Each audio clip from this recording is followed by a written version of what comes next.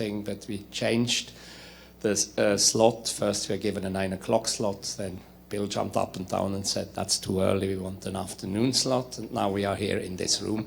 But we have a few roaming microphones, and we try to make it as easy as possible and as interactive as possible.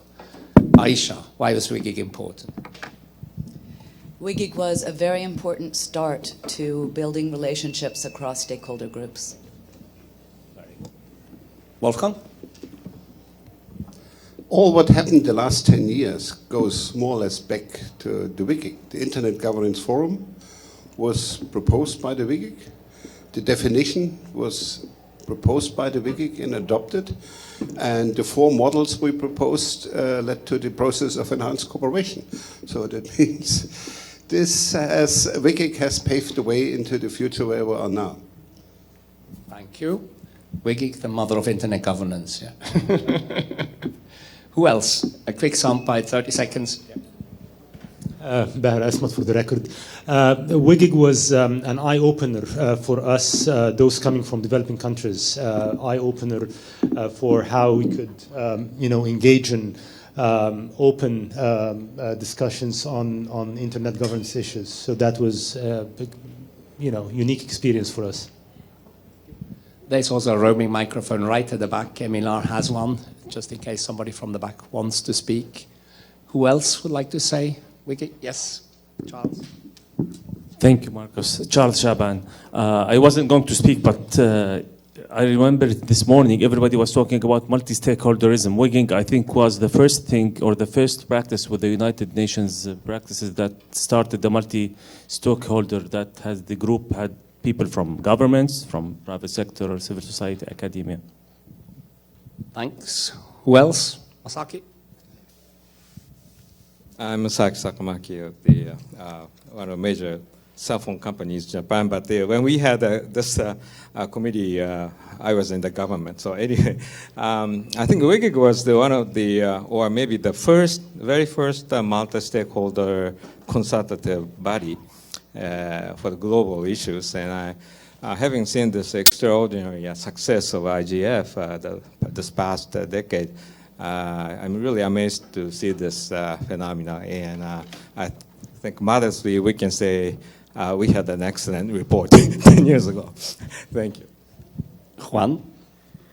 Yes, of course, I endorse everything my colleagues have just said before, but I also want to add that WGIG was extraordinary in the sense that a very difficult task was given to WGIG, and we did the work. We were able, without going in the negotiation mode of document, but more through really discussions and depth in the discussion and with the real concept, we were able to do the extraordinary document has just been said. Thank you. Also, non-WGIG member can say something. Why? Yes, Marvi. Oh, can you also please introduce yourself? Yes, I'm Mervi Kultamaa from UNCTAD, CSTD Secretariat. I wasn't part of WGIG. I only joined WSIS community in 2005. But I've heard a lot about the good cooperation that reigned at that group. Basically, why WGIG is important to me, WGIG established the working definition of internet governance, which is still very valid. And the issues that were reflected by WGIG are still reflected by international community today. So it's definitely good to go back to see what WGIG did. Thank you. And I also see Tarek Kamel entering the room. We were reminiscing a few days ago. I was in the process of recruiting him as a WGIG member back in 10 years ago at the Telecom Africa. And then a few weeks later, he was promoted minister, and then he delegated it to Baher as WGIG member. Who else would like to say something? Oh, there is another old veteran. Carlos just arrived. Okay, let's leave it at that. I think there are good sound bites. Perhaps oh, you would like to say? Well, you have a microphone. You can talk. Yeah. Yes. Good morning, or good afternoon. I'm Bill Drake. I actually, we did a book, the WGIG members, 10 years ago, which I edited, in which this was just a little side activity informally alongside the report. And I wrote a concluding chapter called Why the WGIG Process Matters. And for this book, I've written a concluding chapter called Why the WGIG Process Still Matters. So I will just mention the arguments I made then, which I think, as I went back and looked at them with the benefit of 10 years hindsight, all made sense to me. The WGIG process demonstrated the benefits of multi-stakeholder collaboration, probably for one of the first times in the United Nations setting on an equal footing kind of basis. It facilitated the successful conclusion of the WSIS negotiations. It promoted public engagement in internet governance in a way that really had not happened in the earlier phases of the WSIS. Those were procedural issues, and substantively, it demystified the nature and scope of internet governance, began a holistic assessment of the horizontal issues, including development, and made some broad but useful recommendations on key vertical issues, offered 4 models for the oversight of core resources that helped to focus the global debate on the governance of the internet core resources, and proposed the establishment of an internet governance forum. I think all of those are still quite valid points, and things have evolved quite a bit since then. And the book was, of course, written before WSIS 2, and when you look at the Tunis agenda essentially endorsed the WGIG report. Without the WGIG report, we wouldn't have the substance in the Tunis agenda. Well, all this was said in these initial sound bites already. I mean, we had multi-stakeholder cooperation in terms of procedure. I think it was a pioneering, and then in terms of substance, we came up with working definition and all the substantive issues, and the proposal to create a platform for dialogue, on policy dialogue related to internet. That's the IGF, and we are here to celebrate the 10th, well, the 10th edition. It's not the 10th anniversary, but the 10th anniversary of WSIS. So this is, I think, reason enough, I think, to celebrate. But Bill had circulated ahead of the meeting a series of questions, basically, what does it mean in terms of procedure, what does it mean in terms of substance, and has the IGF lived up to the recommendations coming out of WGIG? And also, last question, could WGIG be a model for other policy issues?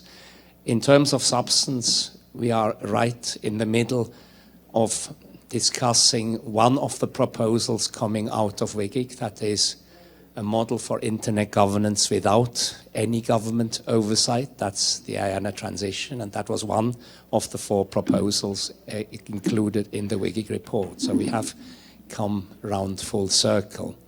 And when I looked at my notes, I saw at one point Nitin Desai said that the current framework has no constitutional basis to be sustainable in the future. And again, that was, I think, wise words of a wise man. And here we are trying to correct this. Now, shall we discuss this? Well, it's obviously closely related. Procedure and substance is very closely related. But I would like to hear from you a bit, this time maybe a little bit longer statement, what in terms of procedure you found was groundbreaking in WGIG. Obviously the multi-stakeholder model, but what were your impressions, what were your lived experience as WGIG member, but also maybe those who watched from the outside. Aisha, please. So I think we had been through the preparatory process for the first phase of the summit before the WGIG was established. And during that period, we were non-governmental stakeholders. At the time, most of you know I was representing global business. We were not on an equal footing. We had our allocated moments where we could potentially contribute, and that led to some collaboration across the non-governmental stakeholder groups, as well as interactions with governments. And so by the time we got to the WGIG, we had not had an experience where we were all on an equal footing as stakeholders. And within the WGIG, we were. We were all there with the same task to do it jointly. And I think that procedural point was groundbreaking at that time. So that would be my procedural input. On the substance, I think it led to discussions in a much freer atmosphere than during the hallway discussions we would have with governments or others about the preparation of the first phase, the Geneva phase documents. So in the WGIG, we could finally really express to each other and explain to each other why we thought something about a particular substantive issue. And I think that helped to deepen the understanding for many of the various facets of different substantive issues. Thank you. And if we, as we have many contributors to the book here in the room, we can actually go ahead and follow the line of the outline of the book.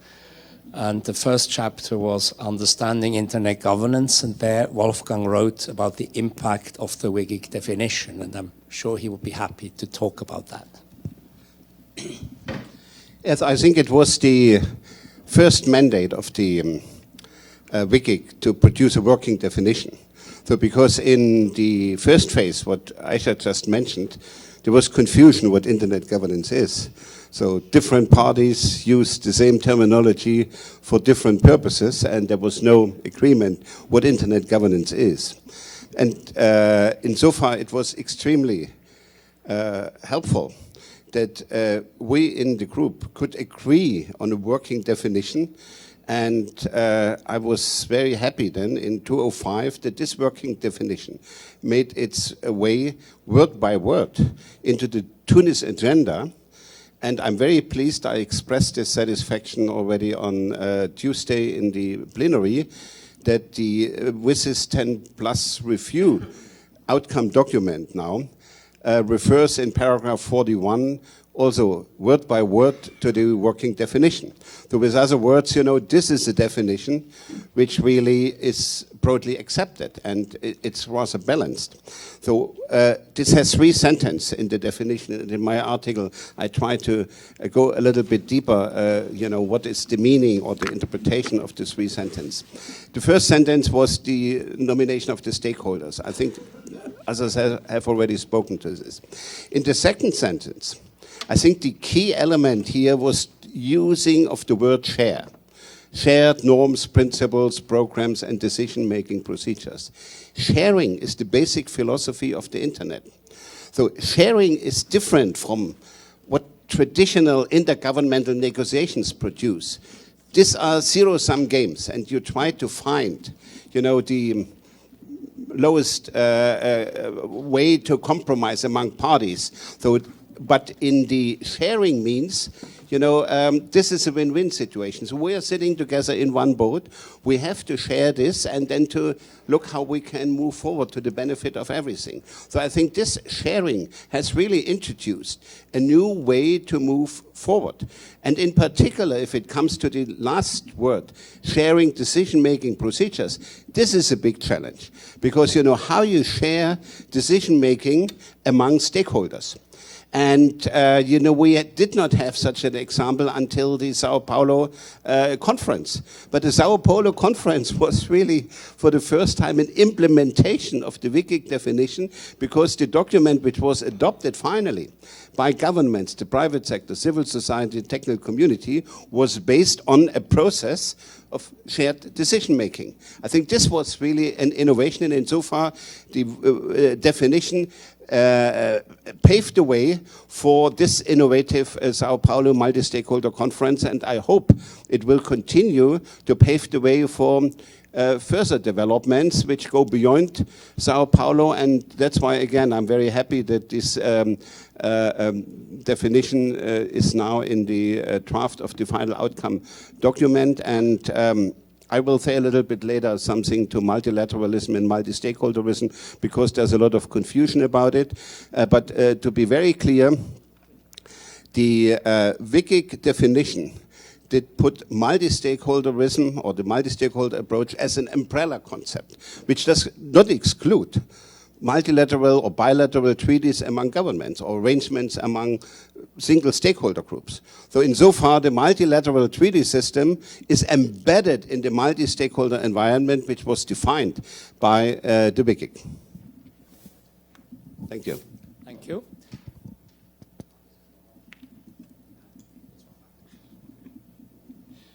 And the next chapter in the book was about institutionalizing, I think, multi-stakeholder cooperation. Avri wrote about that. Where are you, Avri? Would you like to? Oh, has she gone out again? Oh, there she is, yes. Okay, could you maybe talk about a bit what you wrote to the book? Did I actually write on that? I'm sorry. I don't remember what I wrote. It was so long ago. Well, institutionalizing multi-stakeholder cooperation. Right. I think what I wrote about, if I remember it correctly, though I may be confusing it with chapters I wrote for something else, was that since then, we've certainly seen more participation by the other organizations, by various technical and other organizations in some of these issues. But I think that that was what I wrote about. I'm sorry, I wasn't planning to come to the session. I stopped in. You wrote about the technical community. That's what I thought. The WGIG and the technical Right, community. which wasn't that topic, right. Okay, that I do remember writing about. Sorry about that. So yeah, what I wrote about is that the technical community has participated more over the years since then. At the time before that, it sort of was any notion of this governance stuff was sort of beyond the pale and not something that, you know, was in the layers one didn't talk about, one avoided. Yes, right, I wrote about, for example, when I was appointed to the WGIG, I found out while I was at an IETF meeting, and it was considered almost a disaster that, you know, someone from the technical community would actually get involved in such activities. You turn around now and you see lots of really well-established members of the technical community. They're experts at various protocols, et cetera, who participate quite normally. In fact, you know, dress better, in fact, than, you know, many of the government representatives these days. One of the things that always astounds me. Yes, they do. They wear ties and jackets. And you guys have learned to dress down. So basically what I was really writing about is that it was the beginning of what turned out to be a transformative process in terms of having those technical community people start participating. And so it wasn't only the policy people that were talking about the internet and how it would be governed or shepherded, or we can agree or disagree on what word to use, managed. You know, there still is a little bit of touchiness on some of those issues. But I think it was a very brief chapter, but that's what I was basically getting at, is that we could see an incredible difference. Thanks. Yes, and that's, I think, a very relevant comment. Also, the IGF, to begin with, there were not that many technical people. And now you see at this year's IGF, both the chairman of the Internet Engineering Task Force and the Internet Architecture Board are here. That's as top-notch as it gets from the technical community. Now, we also had Peng Hua wrote in this chapter, but he's not here.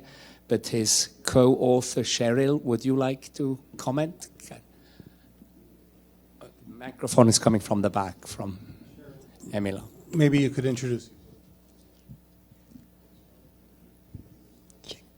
Okay, hi everyone. My name is Shirley Haristia. I'm from Indonesia, and I'm a PhD candidate with the supervision of Professor Ang Peng Hua.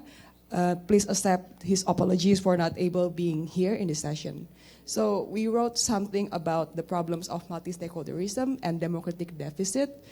So it was mostly believed that multi-stakeholder approach is an open, inclusive, transparent process and therefore democratic.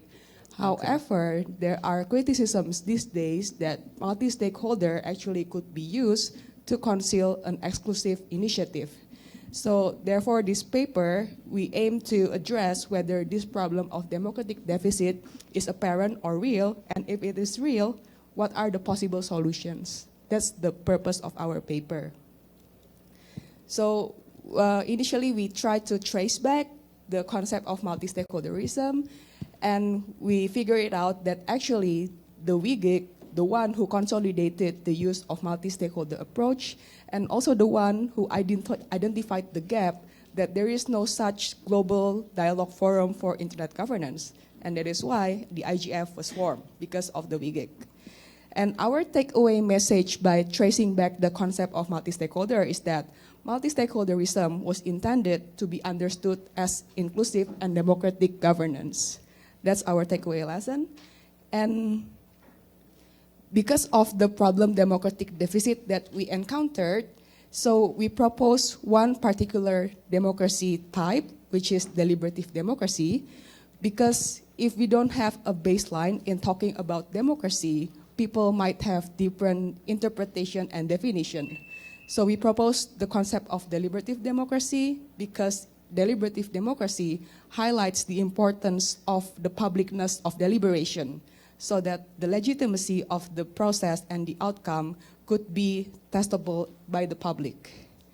And also, in here, we propose that if you'd like to see multi-stakeholder not to be seen as happening in one particular forum or institution, but it should be seen as a system where the public views should be held, should be listened and accommodated in the authoritative space. However, we also identified that there is a limit, that in the global level, actually there is the so-called trilemma of globalization and national sovereignty and democracy. So usually countries, they only could pick two goals of these three different goals. So in short, that mostly democratic could be the one who left out from these three different goals. So as a way forward, we propose that multi-stakeholder is the most important approach in global internet governance, and that is why the IGF is an important forum for people to come together and discuss in a deliberative and multi-stakeholder approach. Thank you. Thank you. And Charles Shaban, also on the same.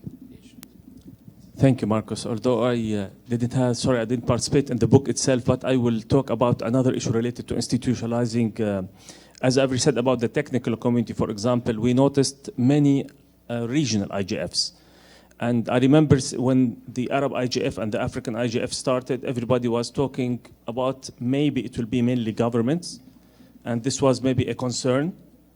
Being from private sector, I know that. But at the same time, what the IGF did and the multi-stakeholderism, which everybody talked about, I remember being involved with the Arab IGF. I could see that when they started, yes, we needed some kind of legitimacy in the region, and usually government should, let's say, support this. So the two umbrella organizations, the League of Arab States and the United Nations, ESCO, started it. And this gave it maybe a legitimacy at the beginning.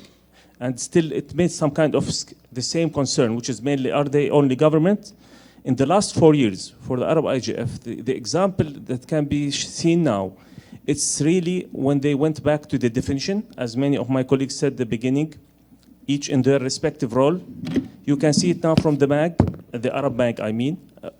The members even of the non-governments are more. So we have more members from civil society, private sector, more than government. So we think that the definition, the multi-stakeholderism, all of this at the beginning helped a lot in these regional IGFs too, and the example I gave from the Arab, I think, shows that now it's really multi-stakeholderism, that all the multi-stakeholders in the region are represented. Thank you. Thank you from that. And the next chapter was then from oversight to stewardship, and Juan contributed to that chapter. Would you like to discuss? Well, my chapter name is How WGIG Dealt with the politicization of internet governance. Because, have no doubt about it, internet governance is a political issue. and that's why in the first phase of WASIS it could not be resolved. So here we have the unique situation in which 30, more or less 30 experts from all stakeholders and from all parts of the earth were given this task to discuss a thorny issue of a politicized issue.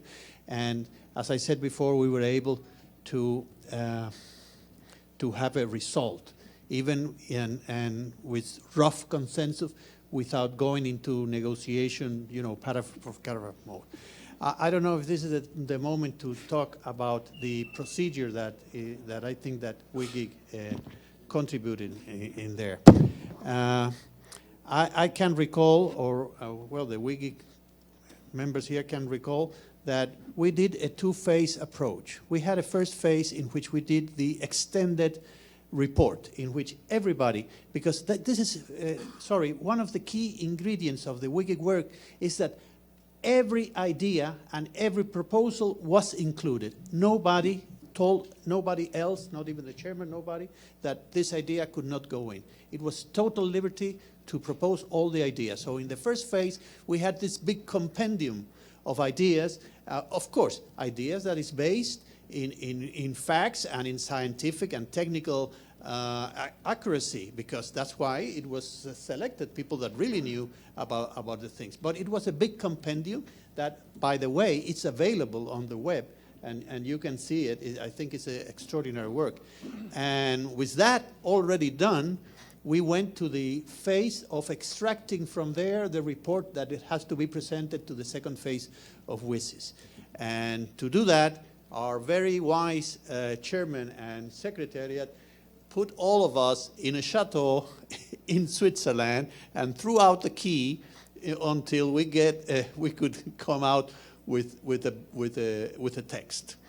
And in that part, I remember the first day that I was commented to our chairman, Nitin Desai, that, by the way, I would like to, from all of us, to send greetings to him, and please, Marcus, pass it on.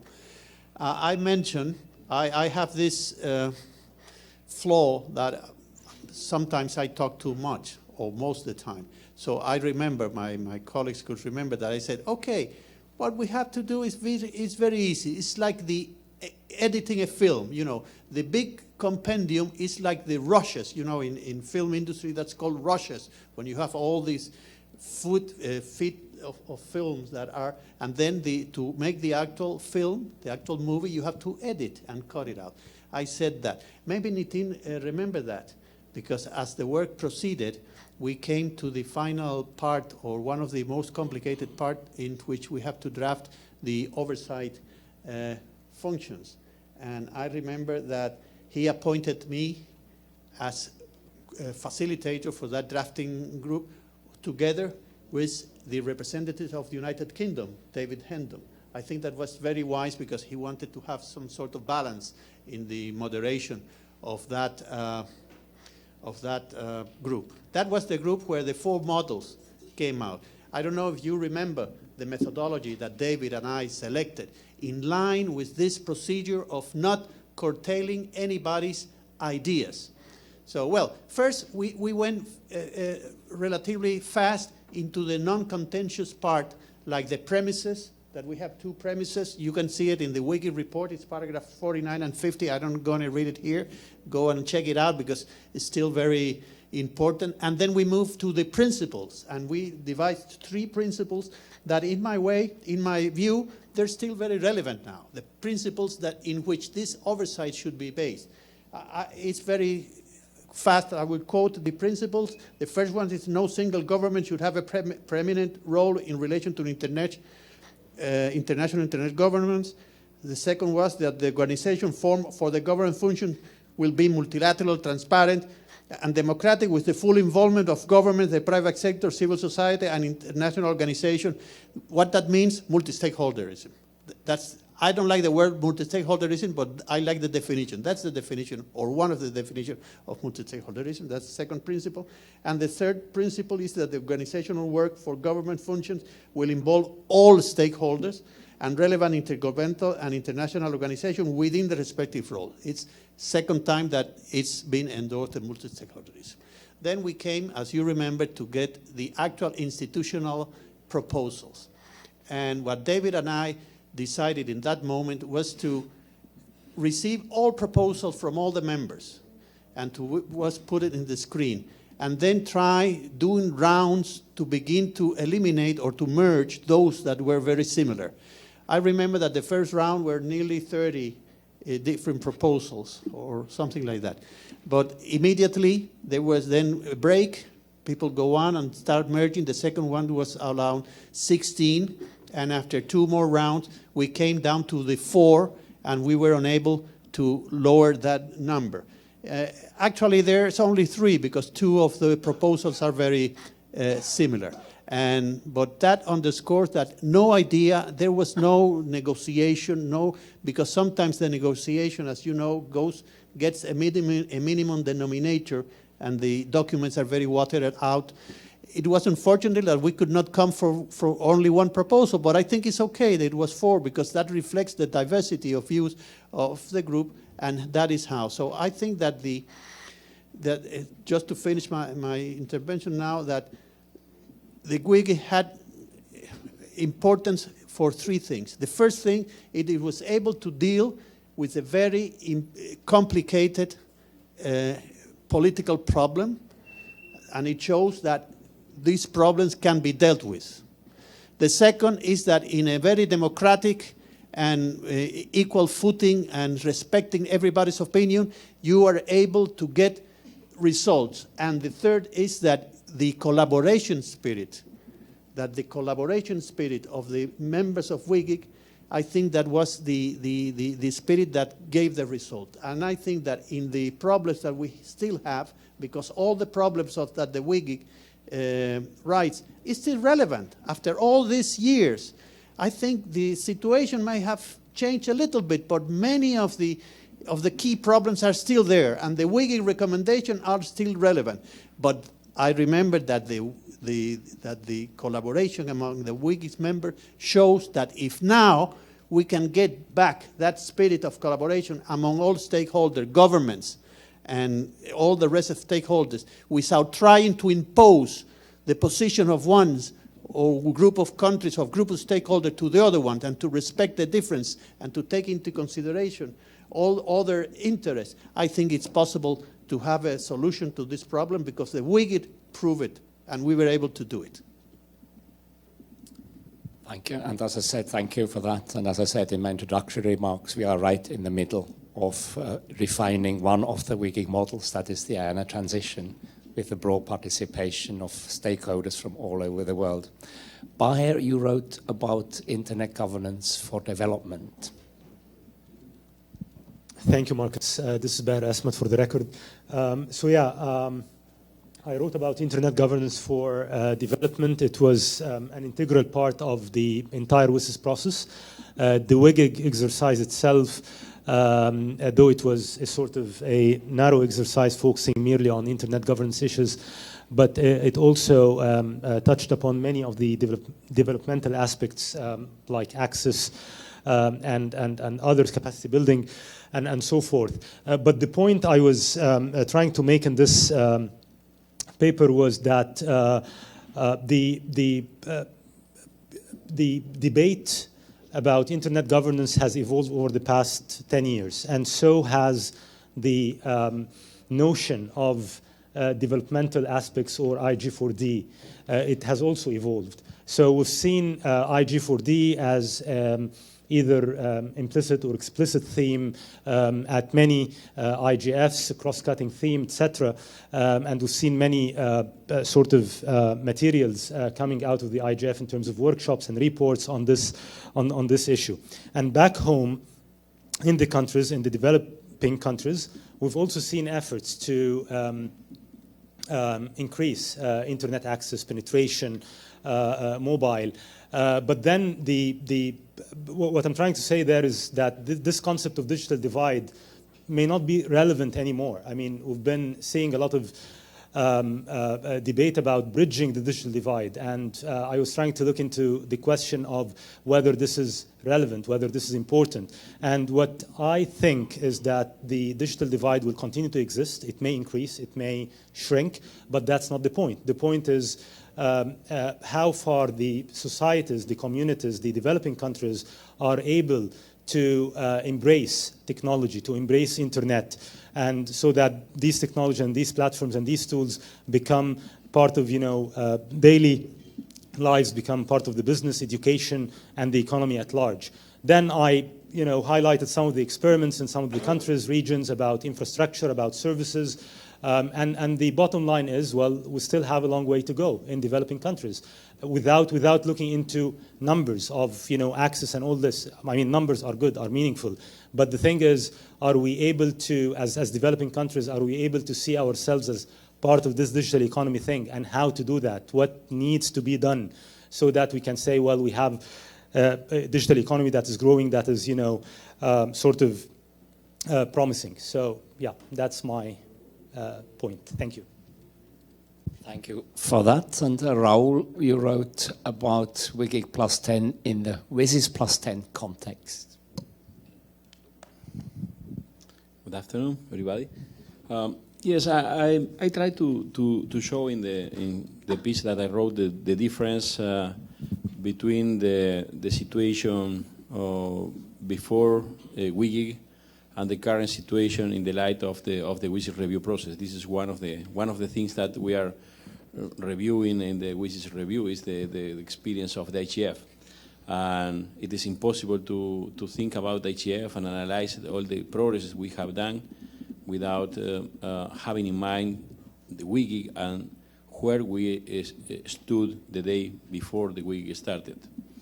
And so already Ayesha mentioned the situation in 2003 where the non-governmental representatives were not allowed even go into the rooms, and I say that is if we think about that time, that is it was 12 years ago. That is it's important to remind that there were no Twitter, no smartphones, and so it was very difficult to follow in what was happening in the room. Today it would be possible even without being into the room to follow what is happening. But at that time we didn't have streaming, we didn't have any of the tools that we have now for facilitating the follow-up of meetings, and so it was very frustrating.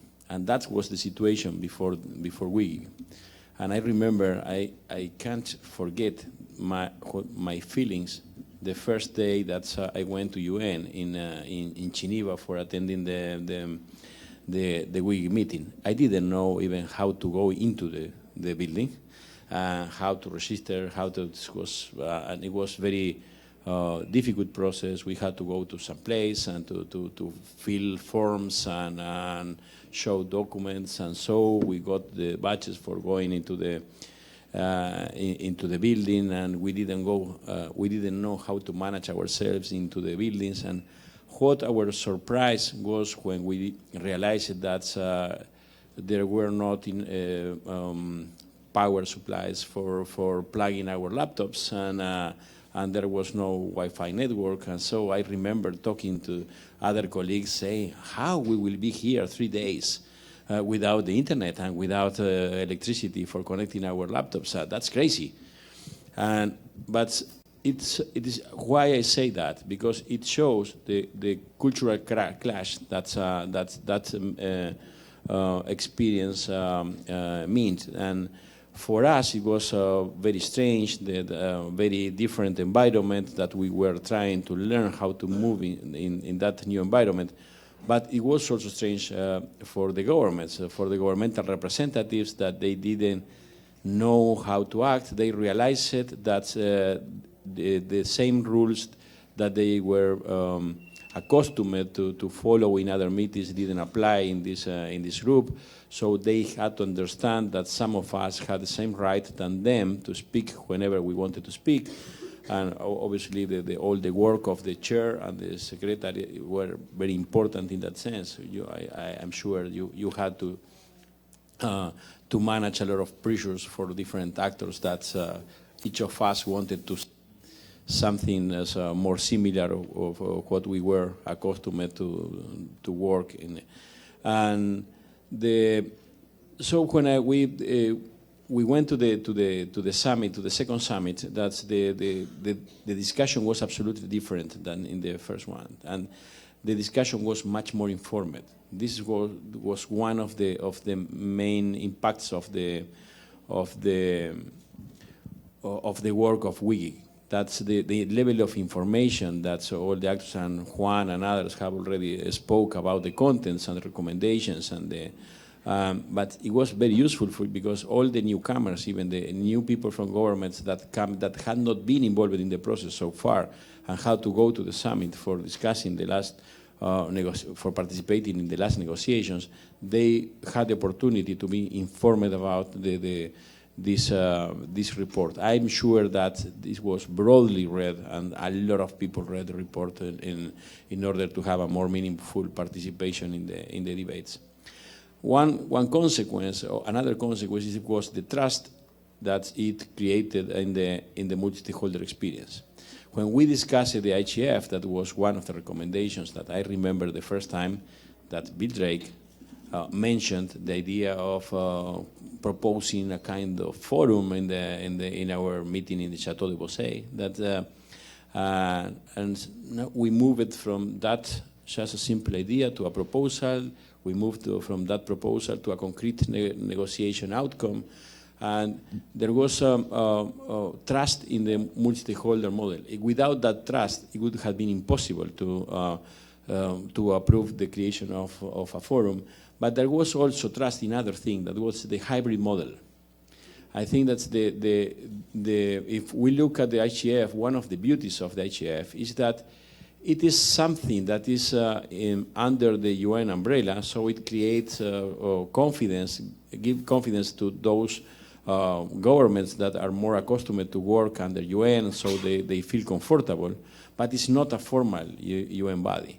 So it was exactly the same than the WGIG. The WGIG was the experiment, saying, okay, this is something that we will meet in UN, we will use the UN rooms, and UN will be following and taking care of all the process, but it's not a UN official body. So, it was linked just to the UN Secretary General. So the same model, I think the success of the WGIG in terms of creating the trust on this hybrid model was useful for showing that it would be possible to repeat that model with the creation of the IGF.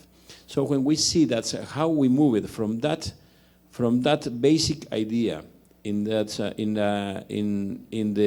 WGIG to what we have today, that is not only this event that is attended by 2,500 people, and it is the 10th one that we organize, excellent organization, and so all the remote participation mechanisms and translations, and a lot of very controversial things being discussed and all the national and regional IGFs that are being organized as part connected with the global IGF. We made a huge progress that started with that discussion.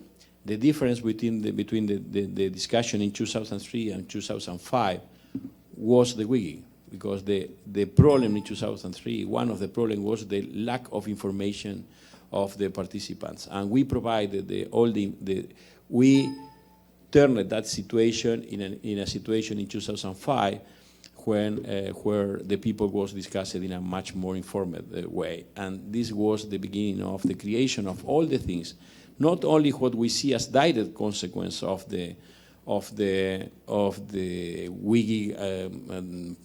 work, that is for example the IGF, but also how all stakeholders have been engaged voluntarily in process for improving their mechanisms, to be understanding the value of the multi-stakeholder processes and the importance of providing equal opportunities of participation of all stakeholders. Even those like me, for example, that were convinced at the time that we had excellent mechanisms, almost perfect governance mechanisms in the organizations that we used to work for. That was the motivation, the WGIG work and the WSIS outcome was the motivation, all that experience for working in continued improvement of our mechanism, for really giving more, having a much more open and participatory mechanism of governance. So when we stand up and to say, okay, how we evaluate what we have done in the context of WGIG's review, that's very important to look at is where we were the day before the WGIG started and where we are today. And this is incredible. I am very proud of what we did at the time. I'm very proud of what we as a community have done in those 10 years. I think that is really impressive, and I feel very fortunate of having been part of that experience at that time. I don't remember how confident we were at that time that we could create something that would have this life that the outcomes of the we have had. But really, we did something great. It's good to be having been part of that. Thank you for that. That brings back many memories. But also, I think one thing worth remembering is WGIG was not just a report, it was also a process. We had open consultations where people participated, listened to each other, and as you said, it did create confidence, and it was absolutely unusual in a UN building that there was no differentiation between stakeholders, and that those who actually were dealing with the issues could speak first, not at the end of the meeting after the governments, as is the normal UN process. And that had a tremendous impact as people actually listened and they realized these guys know what they are talking about, and that inspired confidence. And then the other element was that WGIG, some deliberations were private under Chatham House rule, and that also created confidence among the WGIG members. They knew they could speak openly and they would not be quoted because, and some government representatives said as much, if we not speak under Chatham House rule, I cannot be as open as I am now. So that also created a lot of confidence. And on a more anecdotal evidence, I shared some of the meetings on WGIG 1, and at one point I had to send out the CEO and president of ICANN because he was not the government member. Some governments asked, this is a closed session, and that changed completely in 2005. Then the doors were open and the non-governmental stakeholders were allowed in the room and were even given the floor on some points. The chairman called on them, now I would like to hear from you. And it was indeed day and night between 2003 and 2005. And WGIG had an impact. Bill, you had some conclusions on that? Oh, you have a mic. Yeah, sitting in front of one actually turned out to be a good solution. I wish we had had a round table for the kind of discussion we had planned, but c'est la vie.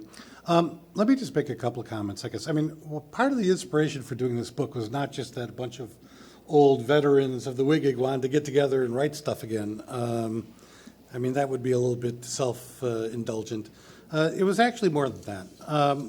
We're going into a WGIG+10 review process where for a while a lot of things were kind of up in the air and some things still are. You never really know ultimately what's going to happen once governments get into the room and start making trade-offs and so on.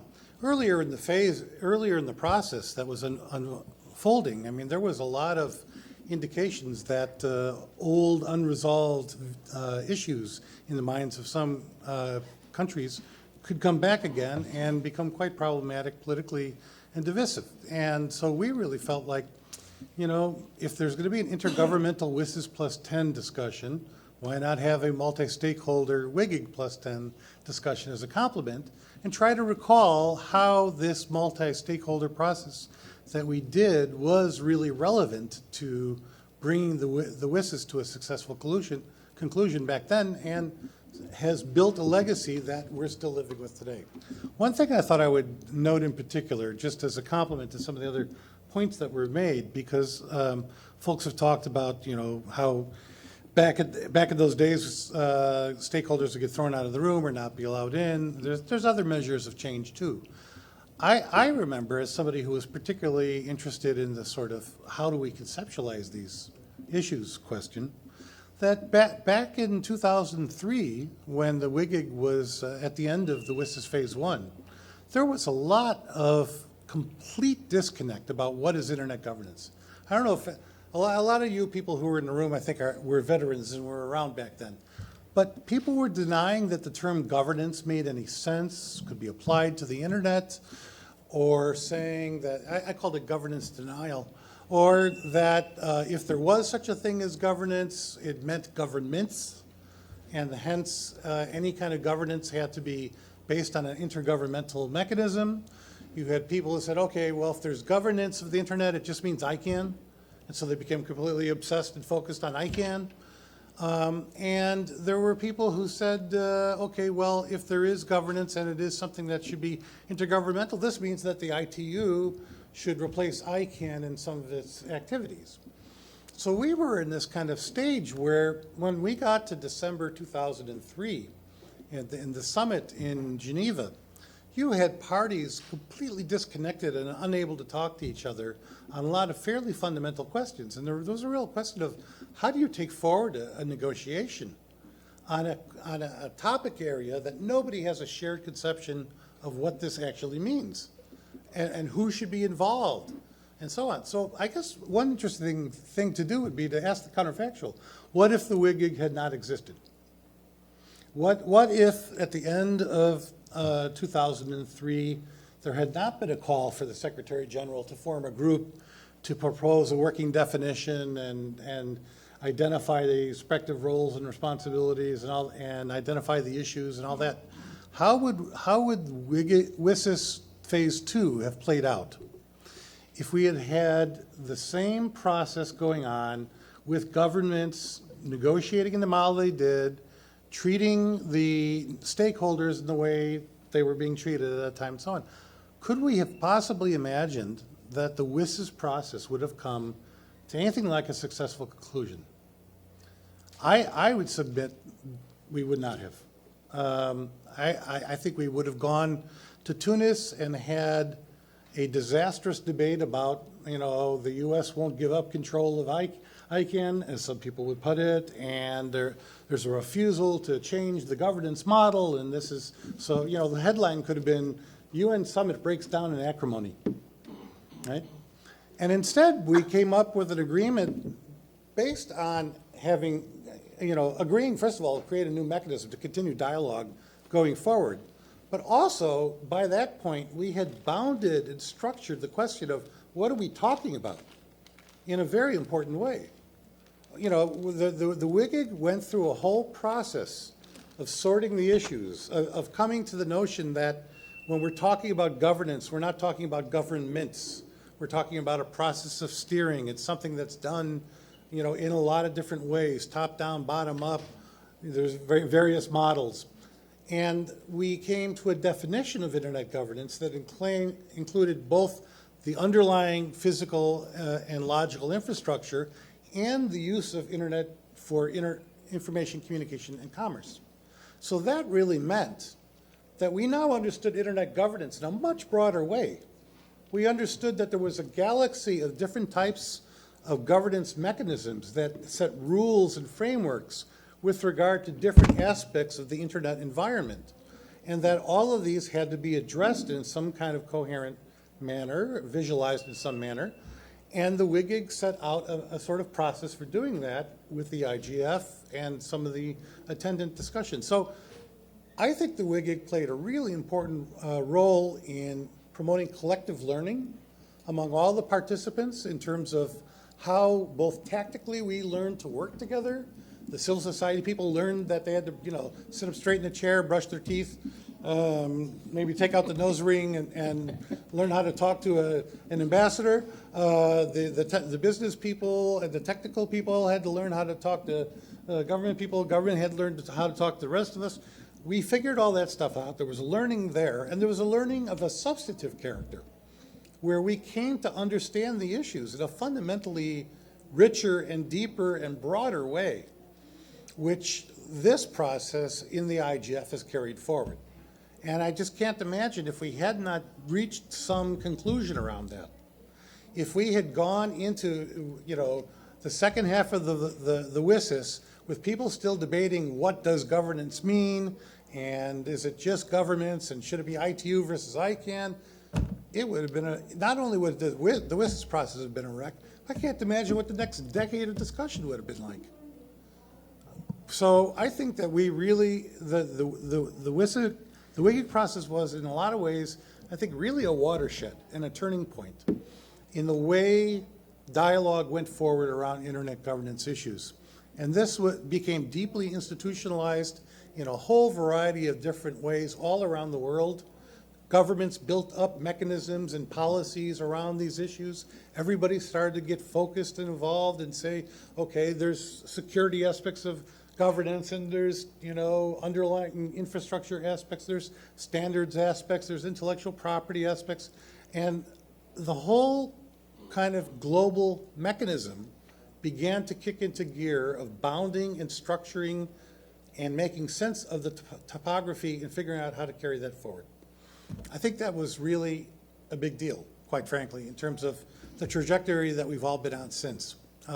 So I think in the current context, it's worth taking on board what some of the lessons were in terms of how you organize a process that leads to a really productive outcome. We got people to change their opinions. You saw it all the time. You would sit with colleagues on an equal basis, and they would start out saying one thing and evolve towards a completely different viewpoint. That's the kind of thing that I think we want to continue to have going forward. Kind of dialogue where it's equal footing and people have the ability to try to evolve positions, read, calibrate, and move towards consensus. And I think the WGIG played a key role in doing that. So I hope that that's where we're going to go also in December with the WSIS, all to be determined. Yeah, I'll stop. Thanks for that, Bill. I saw hands shooting up right at the back, Fiona and Henriette. Emilia, can you pass on the microphone to...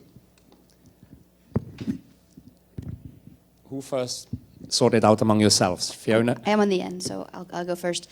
So sorry, I didn't hear the whole conversation, but just the last bit. And I wouldn't disagree with any of the assertions and things that Raul and Bill were saying in terms of the impact of the WGIG and the ability to shape the conversations and all of the great things that have happened. So take this question with that in mind. It's going to be a little bit controversial just because maybe makes the conversation a little bit more fun.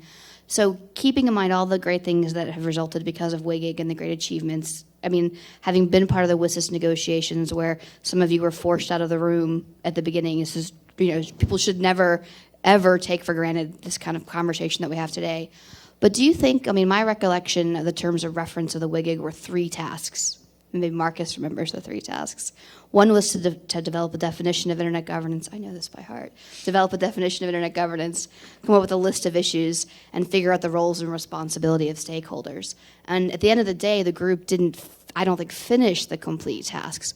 What do you think would have been the results of the last 10 years if the full terms of reference had been addressed? Or do you think they were?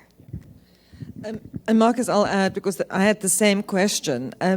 And particularly the last one, roles and responsibilities, which just remains I was in a national internet governance session in South Africa with our government 10 days ago, and roles and responsibilities is the issue. It underpins the ongoing tension around enhanced cooperation, for example. So yes, what do you think would have happened if you finished the job? Let's collect a few questions. There were more hands up, Tarek and this gentleman there. And please also introduce yourself when you take the microphone. Hello, man. Behind you, the lady. Oh, okay. Yeah, thank you very much. Thomas Fitchen from the German Federal Foreign Office. I'm just back from 3 years in Geneva where I struggled with rules of procedure of WIPO, WHO, and UNCTAD for that matter. And before it was General Assembly up and down, together with Nitin Desai on the Social Summit. I really look forward to receiving the book and in particular the chapters on procedure, because that is really what I have to grapple with also. That's why my question, and it really, what you have told us sounds like from a different world if you look at proper General Assembly procedure. My question to you, was the success, the procedures you developed, the procedural understandings that guided your work, to put it mildly, was that really due to the complexity of the issue, or can we in our wildest dreams imagine that something like WGIG or a process like this could be applied elsewhere in the UN, or is it just internet specific because nobody hasn't had an idea in the beginning and everybody was desperately looking for results? Thank you.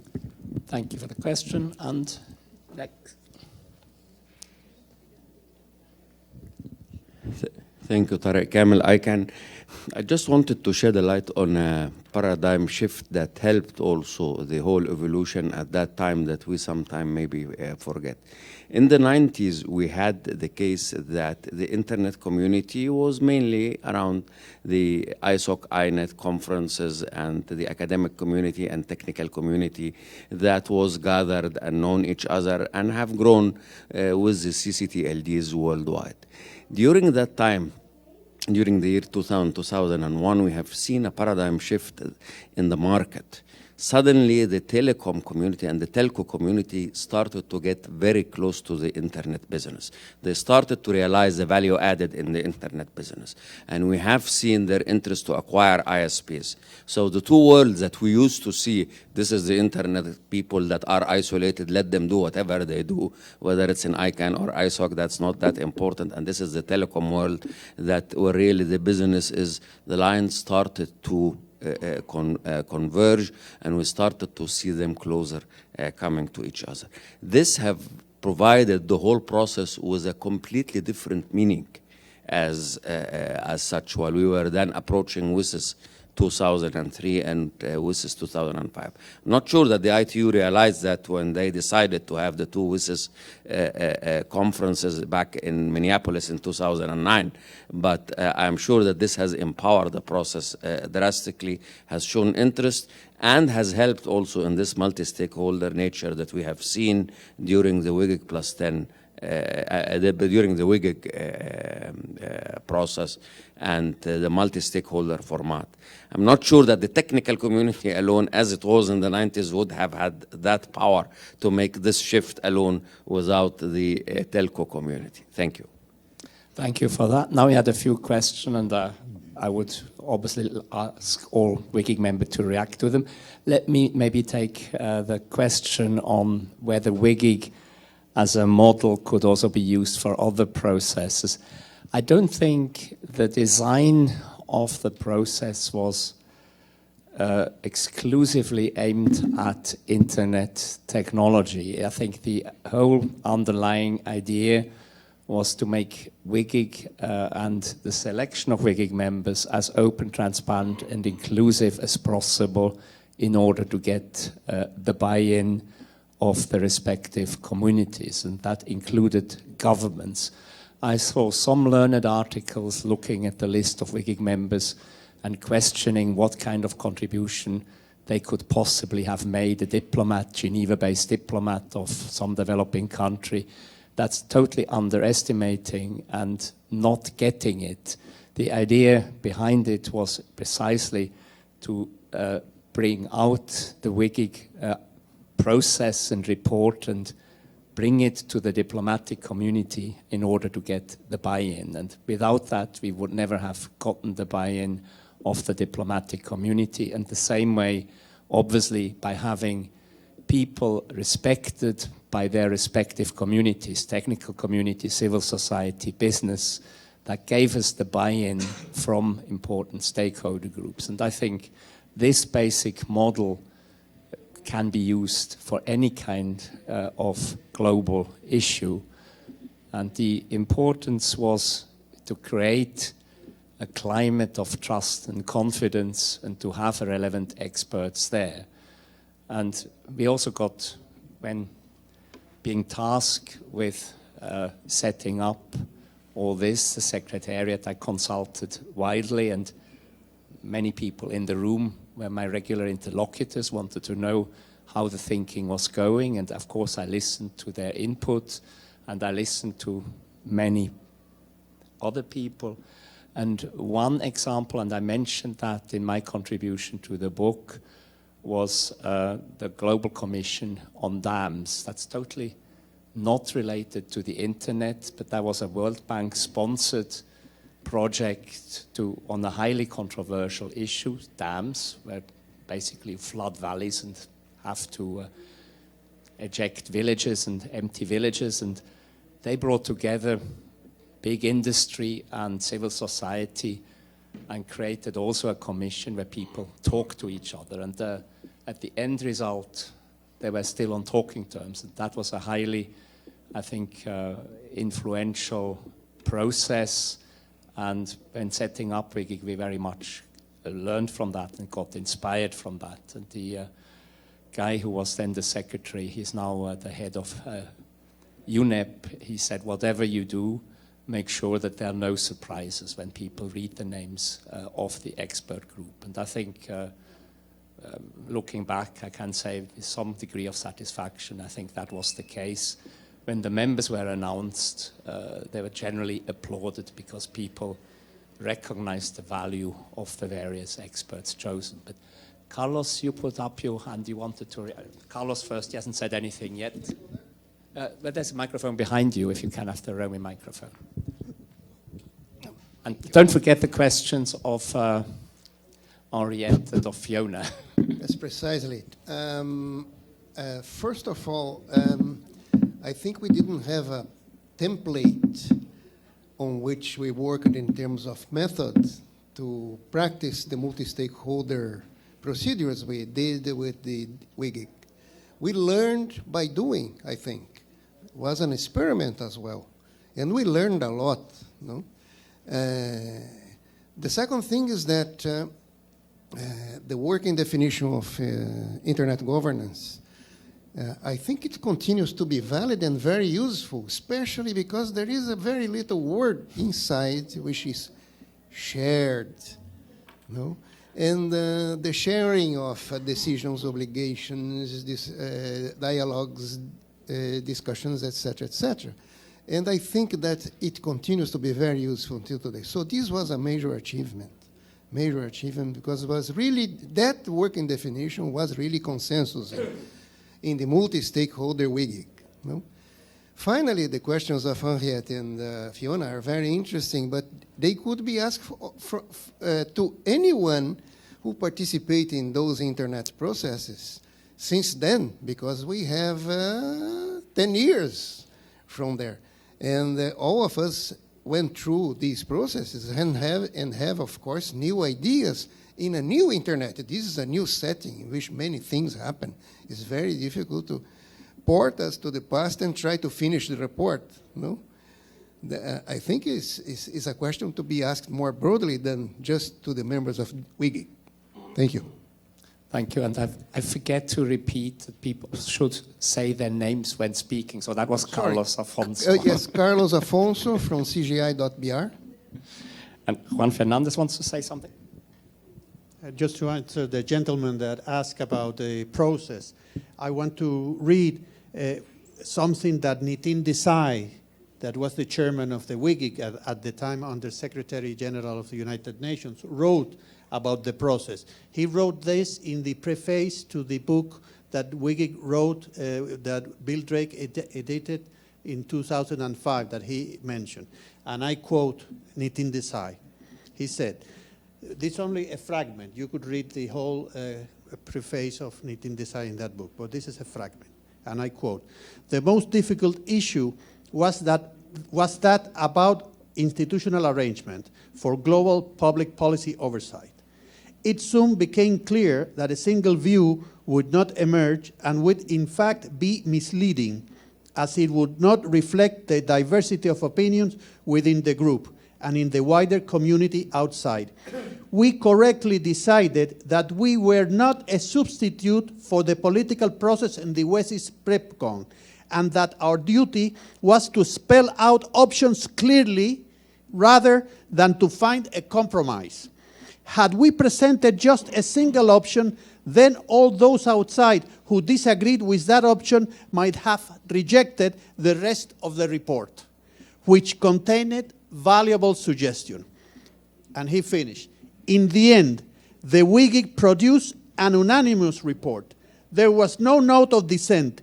It was not a report that replaced the need for a broader political process, but it was a report that made it possible for such a process to start further down the road to the ultimate compromise. I think this, in a way, reflects what you asked about a process. Thank you. And Raul Echeverria from ISOC. I think that Fiona and Henriette made a very clever question, but I think that they don't expect we to have a real answer to that.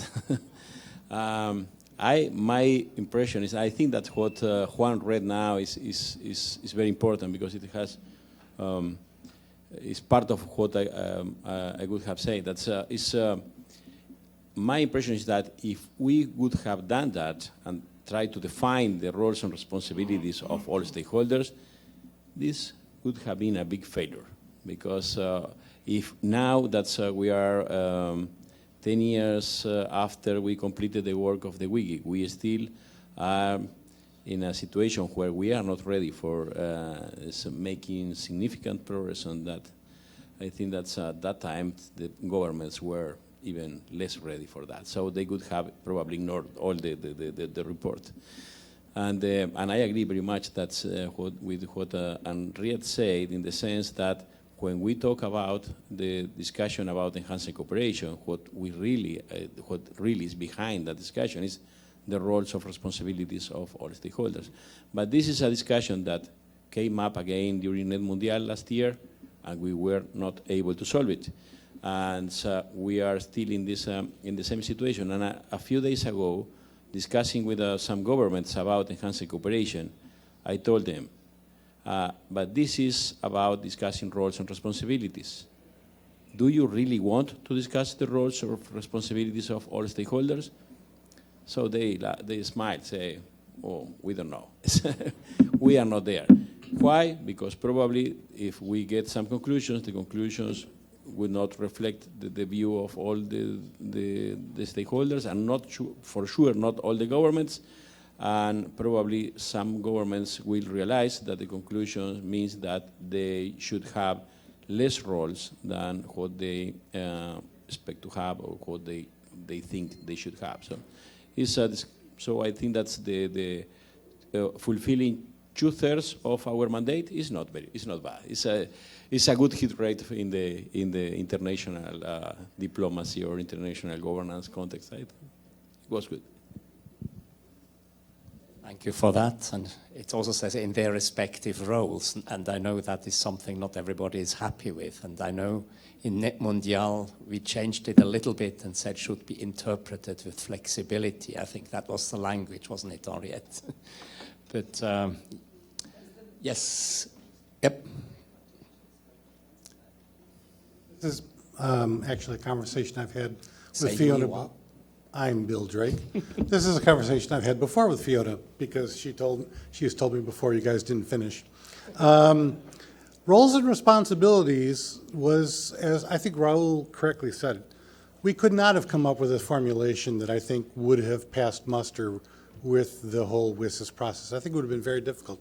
It was one of the most tormented parts of the conversation, as I recall. I remember us spending an afternoon in that chateau basically trying to throw ideas up on a wall and list the functions of different actors. And first of all, we couldn't even agree whether or how to list the technical community. And this is, so in the report, after listing the respective roles of government, private sector, and civil society, we said, the WGIG recognizes the contributions of the academic community are very valuable, blah, blah, blah. Similarly, the technical community and its organizations are deeply involved in internet operation, standards, and service development. Well, that was a punt, obviously. The technical communities should have been recognized much more directly, but the problem was that in the UN system, the technical community as a fourth category basically didn't exist. And it was hard to get everybody on board with sort of embracing it as having a defined, bounded, separate kind of role. And the governments were very insistent by, we were under Chatham, so I can't say who, but there was a view among some that, at the end of the day, the report had to say that governments had a unique role in policymaking. Which, of course, if you look at ICANN, where we have multi-stakeholder policymaking processes, doesn't really track with reality. Similarly, what was said about civil society, that we're mostly active at the local level. I mean, this is ridiculous. And we've lived with the legacy of this ever since. So there's no question that that part of the mandate was not fulfilled. But the question is whether, as Raul said, could we have come to any formulation that the PrepCom 3 would have taken up and said, yes, we accept this as a description of what all these respective roles would have been. I find it hard to believe, personally. Wolfgang, you want? I think the interesting point here, my name is Wolfgang Kleinwächter, yeah, I was a member of the WGIG. And I think the interesting point here is that the WGIG was not the end of a process, it was the start of a beginning. And we have to put all the recommendations from the WGIG into this future-oriented process. And if you want to have a sustainable results, do not make big jumps, make small steps. And I think this was the wisdom of the WGIG, that we were very realistic and said, if we propose small steps, which is doable here, and let the door open for the next steps, this was part of the success. Bill used the terminology, that was a watershed. And what would have happened if the watershed would not have taken place? Probably we would have a similar situation like the ITU faced in Dubai in the year 2012. Because same, missed, the changes in the environment, and they ended up in a very complicated situation which risked that the whole organization will collapse. So they learned the lesson, and they are now on the turning point. 9 years after the WGIG, we had the Net Mundial conference, which added to the definition a declaration of principles. So let's look forward. Probably we can have a next step until 2020, 2025. So there are still 85 years to go until the 22nd century. So that's a long process, and we are in the early days of the information society. And insofar, to have a definition, to have a declaration which is based on the definition, let's move forward and look what we can add in the next 5-10 years. So be not in a hurry. So that means we have still a long way to go. Thank you. Thank you. And I think we also should recognize there's a cross-fertilization of processes. I wrote last year in an article that without the IGF and without WGIG, Net Mundial would not have been possible. But at the same time, I think Net Mundial energized also the IGF to look towards more outcome-oriented sessions. So there is a cross-fertilization of all these processes, and I think 4 minutes, 3 minutes according to my... So who else would like to comment? People who have not spoken yet. Do we have remote participation, I wonder? No.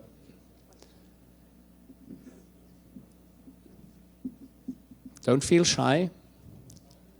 Oh, Masaki, you haven't said anything. You were a WGIG member. Come on. Well, you have said something at the beginning. Yes, you said.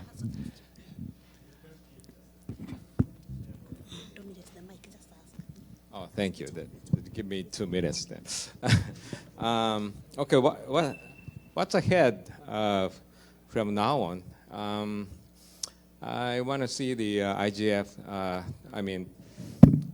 I could, continue forever, but it's not enough. That's not enough, and I want to see it happen in many other countries. I mean, the multi-stakeholder sort of process with the, as Aisha mentioned, in equal footing basis, among the private sector and the government and academics.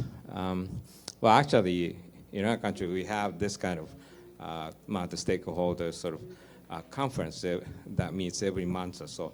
And so the government is treated quite equally, maybe just for internet, because it's an innovative field, so that works. As a matter of fact, the guy that's sitting at the last row, Mr. Kanda, is in my former position as director of internet, but he's treated just equally with the private sector people, and that's really functioning. So I think it's more important, I mean, not just the IGF, but it's more important to have this kind of phenomena in many other countries. Although each country has its own culture and social and political environment that differs very much often, but we haven't seen this happen in many other countries. Thank you. Thank you for that. And Emilia, please. Yes, my name is Emila.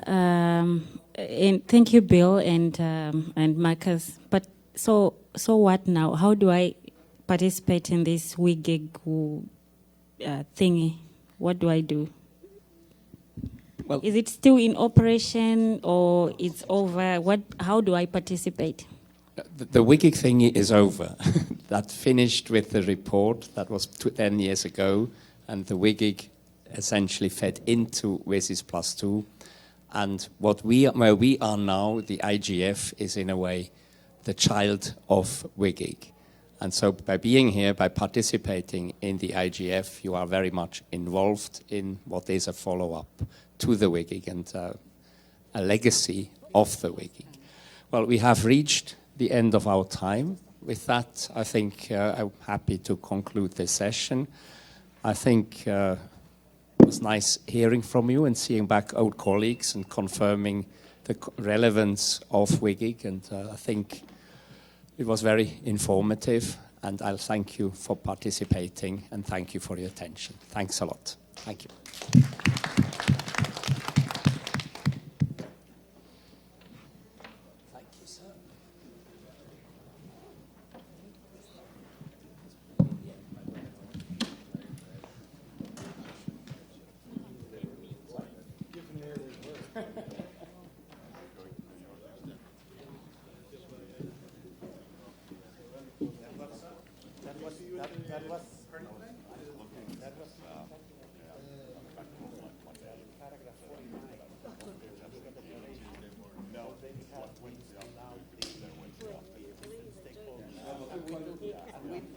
That's why we didn't have the technical problem.